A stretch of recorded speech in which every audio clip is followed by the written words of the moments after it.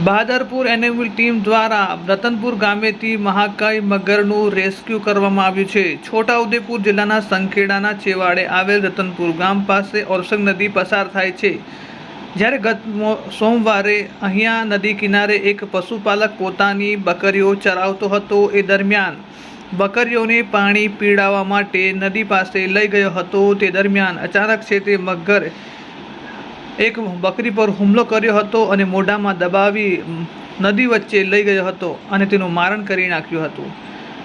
બકરીના મારણના સમાચાર આસપાસના વિસ્તારમાં ફેલાતા પશુપાલકોમાં ભય જોવા મળ્યો હતો।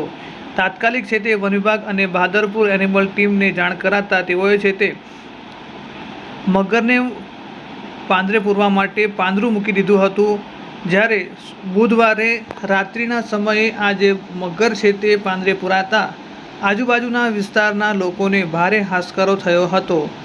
જ્યારે આ બહાદરપુર એનિમલ રેસ્ક્યુ ટીમના સચિન પંડિત અને તેમના વોલેન્ટિયર સહિતની ટીમ રાત દિવસ તેના પર નજર રાખી હતી અને આ છે તે મગર છે તે પાંદરે પૂરાઈ ગયો હતો। તેનું સુરક્ષિત રીતે રેસ્ક્યુ કર્યા બાદ તેને જંગલમાં છોડવા માટેની તજવીજ છે તે હાથ ધરી હતી। ભાઈ બગાભાઈ રતનપુર તાલુકો સંખેડા જિલ્લો છોટાઉદેપુર 10 દિવસથી બકરો ઢોરો ચરાવવા જતા હતા ગામના લોકો। તે વખતે આ નદીમાં એક બ્રિજ બનેલો છે અને બ્રિજની બાજુમાં ઘર બનાવીને બેઠેલો હોય મગર અને